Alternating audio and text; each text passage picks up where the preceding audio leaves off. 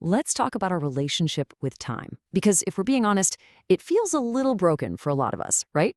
We're going to explore that feeling and look at how a really ancient practice offers this surprising antidote to our very modern anxieties. This is all about moving beyond the crazy pressure of our schedules to find a completely different, more human rhythm for our lives. I mean, how true is this? It perfectly captures that feeling. We spend all day frantically twisting and jamming these blocks, meetings, emails, appointments, errands, into every single slot, just hoping they fit before the whole thing comes crashing down. But here's the thing. It's a game we are fundamentally not designed to win, and it just leaves us feeling constantly overwhelmed. And yeah, that feeling of being overwhelmed, it actually has a name: time anxiety. It's that nagging, constant sense that you're falling behind, that the clock isn't just a neutral tool, but an opponent you have to battle every single day. So let's just look at the language we use when we talk about this fight. So on one side, you have the language of modern productivity. We talk about managing time, wanting to crush the day, or even just killing time while they wait. It's also aggressive, so combative. But what if there's another way? This ancient idea of sanctifying time offers a totally different vocabulary. Instead of conquering, you welcome it. You consecrate it. You host it. It's a huge shift from wrestling with time to actually befriending it. The practice that really brings this idea to life is something called the Canonical Hours. It's an ancient rhythm that's designed to do the exact opposite of what we call time management. It's not about controlling every second. It's about making every moment count in a different way. So what are they exactly? Well, at its core, the canonical hours are a structure of prayer at fixed times throughout the day. And the goal isn't to be praying 24/7, not at all. It's about creating these intentional pauses, these sort of sacred interruptions that remind us that each hour belongs to something much bigger than just our to-do list. And this quote just brilliantly shows you the mindset shift required. For the Benedictine monks who really perfected this practice, these hours of prayer weren't something you tried to squeeze in around your real work. This was the work. They called it the Opus Dei, literally the work of God, and their rule was explicit. Absolutely nothing was more important. Okay, but you might be thinking, this is just for monks, right? What does this have to do with me? Well, what's so fascinating is that this ancient rhythm provides an incredibly profound psychological map for the emotional journey of a typical day. It's like a guide to the real lived experience of being human for 24 hours. It all starts in the dead of night, at an hour called matins. For most of us, this is the time for insomnia, for anxiety, when all our worries feel huge.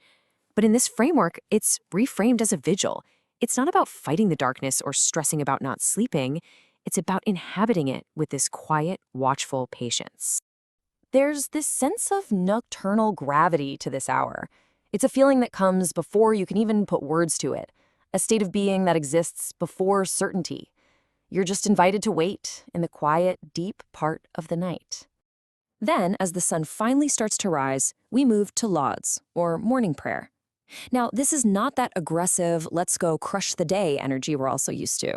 No, instead, it's a moment of gentle, almost tentative gratitude for the simple fact that light has returned. And the description here is just so poetic. It's not a sudden blazing sunrise, but dawn filtered through cloud. It's a form of praise that feels more honest because it still remembers the darkness it just came out of. What a much more realistic and gentle way to start the day. By noon, we hit sext. The sun is at its highest, and let's be real, so is the day's strain. This hour is all about acknowledging that fatigue, that feeling of being deep in the weeds of the day's work. It sees the struggle not as some personal failure, but as a totally natural, expected part of the cycle.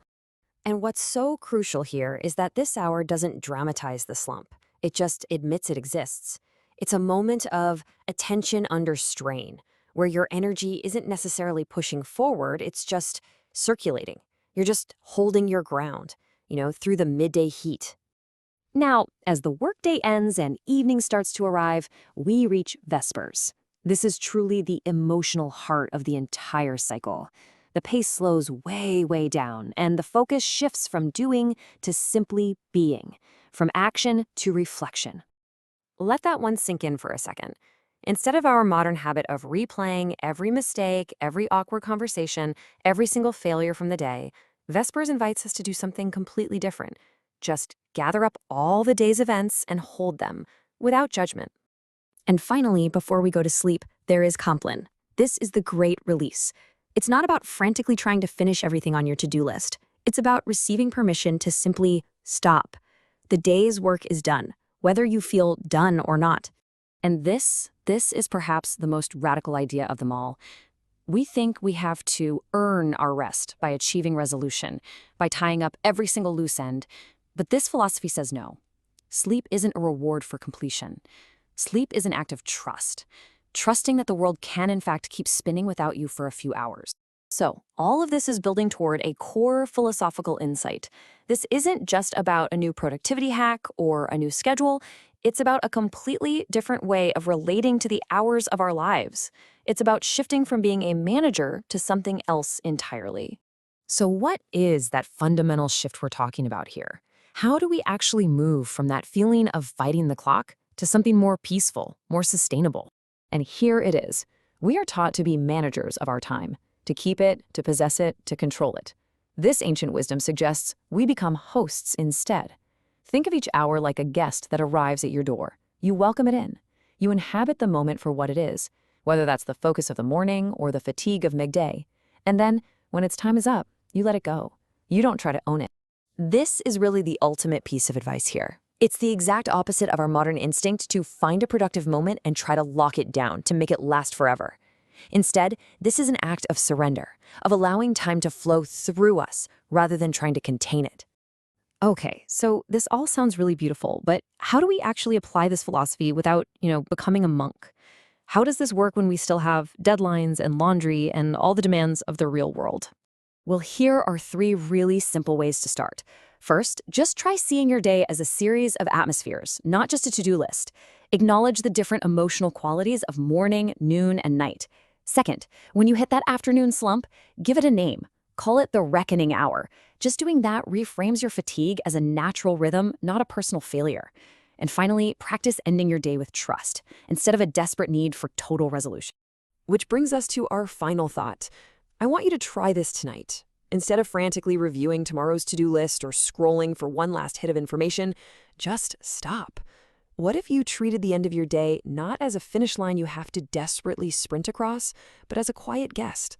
a guest that you simply welcome in and then trust enough to let go.